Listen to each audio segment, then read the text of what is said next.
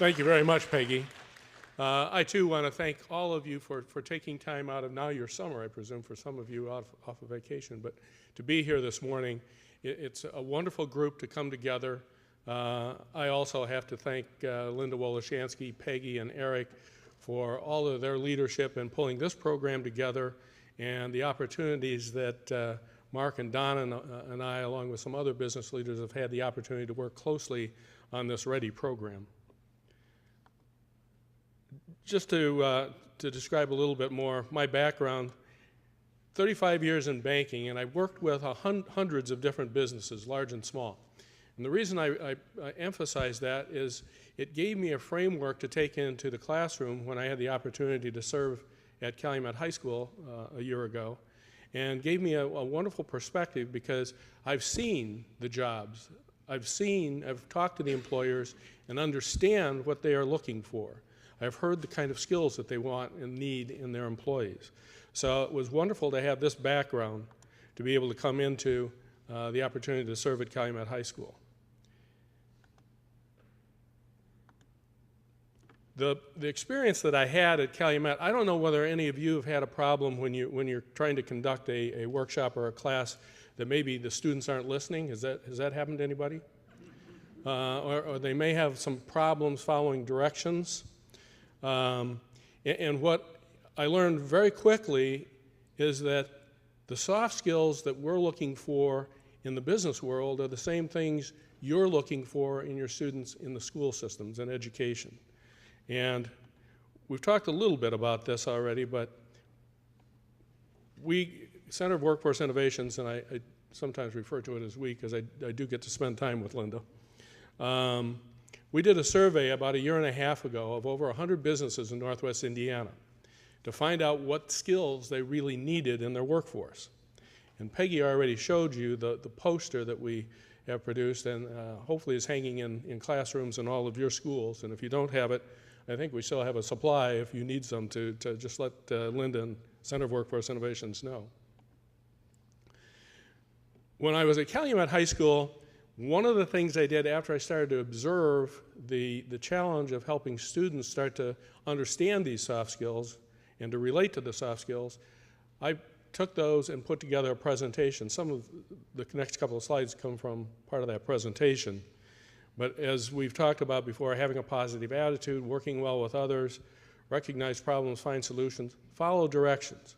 And following directions is such a critical skill that's needed in business. This next slide, I actually had one of the students at Calumet High School help me with this because I wouldn't be able to do it myself. But if we can make this work, I may need some technical assistance here because I'm not getting, there we go. Just to kind of lighten the mood, this is a scene from one of my favorite movies about problems not following directions.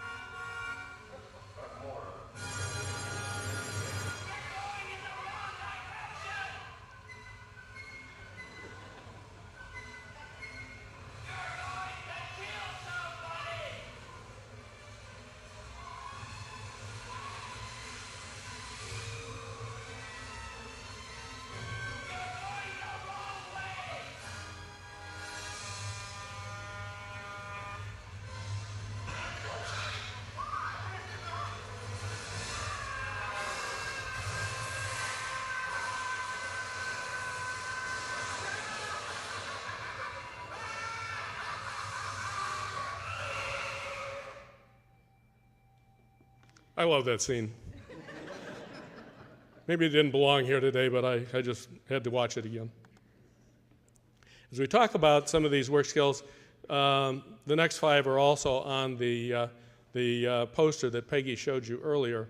One of them I want to focus on: pass a drug test. It's very unfortunate, but we hear from many employers that one of the biggest reasons they have to turn down an applicant is because they can't pass a drug test. So I think all of us in this room are very much aware of the challenge of helping our students avoid drugs. I'm just curious, how many of you have programs in your schools that focus on these skills, reinforcing these skills? Looks like a pretty good show of hands.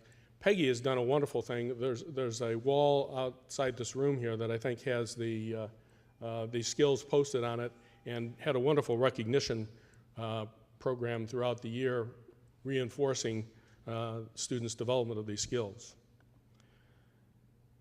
You know, as a retired banker returning to high school, that was quite an experience. And it was one that I really enjoyed, having the opportunity to serve as an AmeriCorps member at Calumet High School.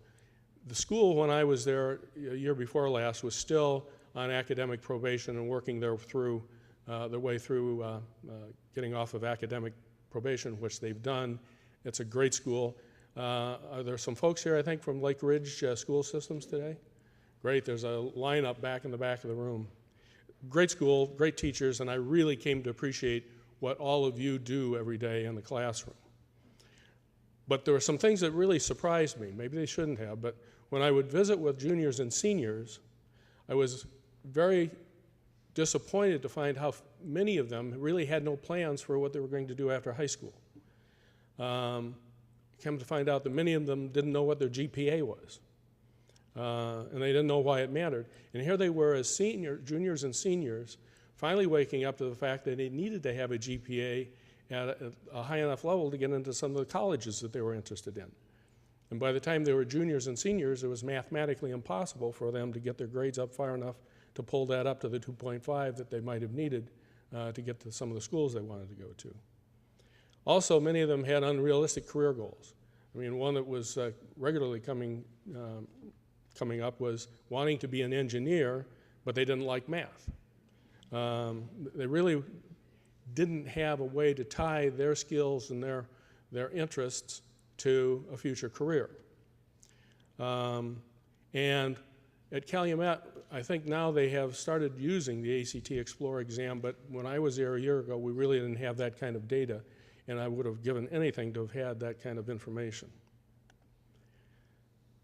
As Peggy has already mentioned, I had the wonderful opportunity to spend the last year working with the READY initiative, and particularly enjoyed working with Peggy on the assessments strategic planning subcommittee. I started to learn things, and Peggy was wonderful. She's a great teacher, and she took me by the hand and led me through some of this assessment stuff. I started to understand the difference between formative and summative assessments. If you can be for one and over the other, I'm for formative, by the way. Can I take sides? There we go.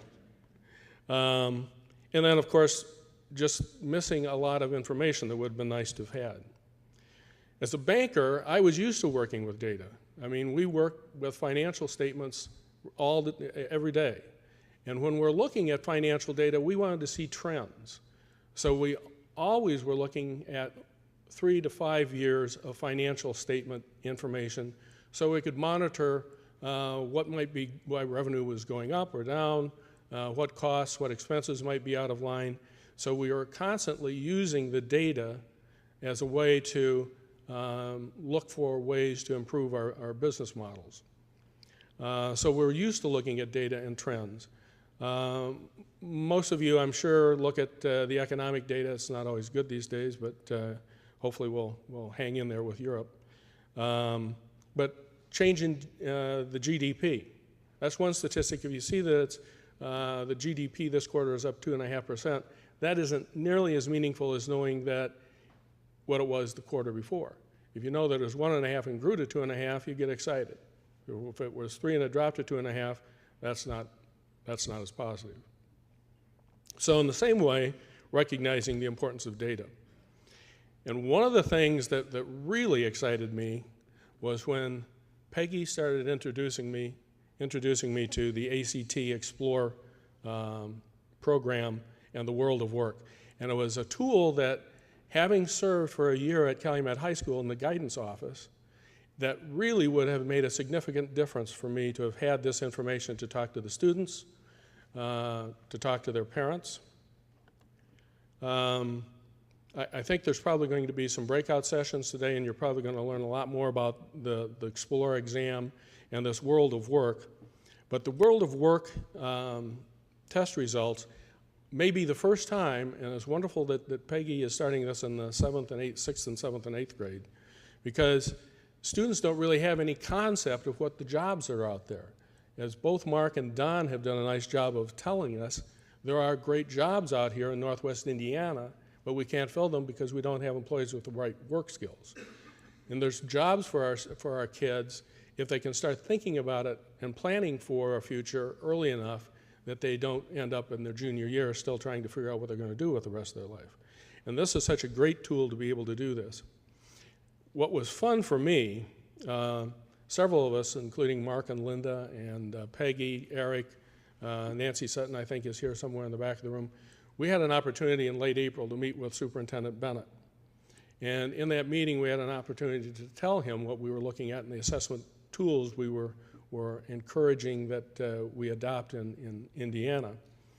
Sitting in that meeting was Dan Clark, who is the Executive Director of the Indiana Education Roundtable. And what was really interesting to me, after the meeting, we gathered outside of Dr. Bennett's office in the hallway, and Dan pulled me aside and wanted to talk to me a little bit about this Explore test and the world of work. And he asked me, well, are those numbers in the world of work, or is that information validated? Well, I'm not an educator. I didn't know whether it was validated, and maybe somebody can answer that today, but frankly, I don't know how important it is when I'm looking at the world of work, because here's a tool that you can actually start a conversation and start talking about the jobs that are out there. There's several hundred jobs that are mentioned in this program, and a great conversation starter.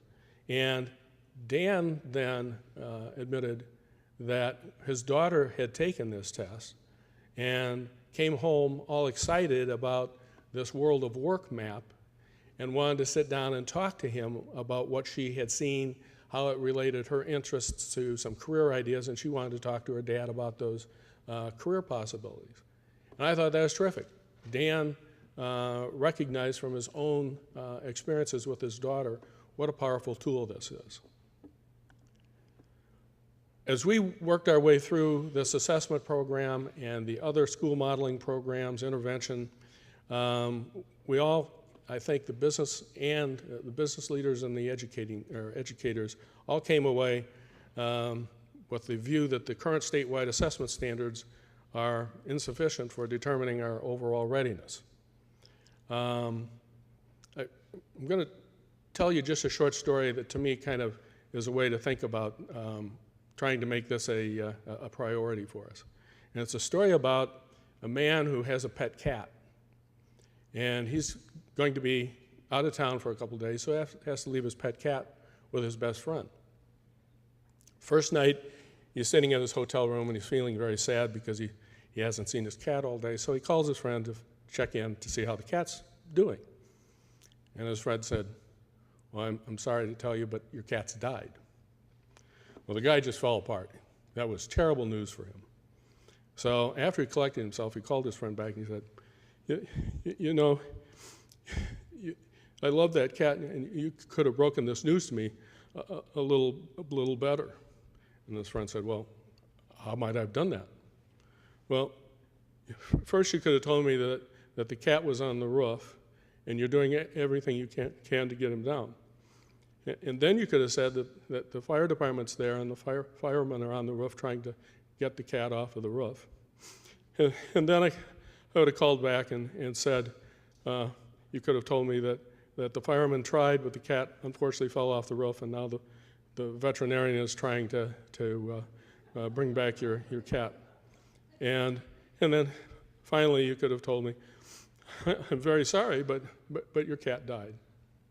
The friend said, well, gee, I'm really sorry that I didn't think of doing it that way. I wish I would have thought of this sooner. And the guy said, well, that's okay. How's my mother? Your mother's on the roof.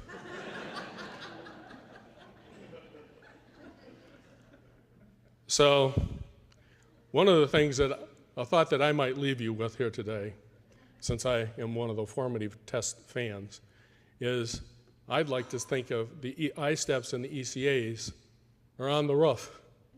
So thank you all very much. Have a great day. It's wonderful being here with you this morning, and it's exciting to have all of you take this time. And for all of you educators, I envy you. You are doing the most important work I think we have in our nation right now, and I know how hard it is every day when you go into that classroom. So you're just wonderful for dedicating your lives to the students. So thank you very much.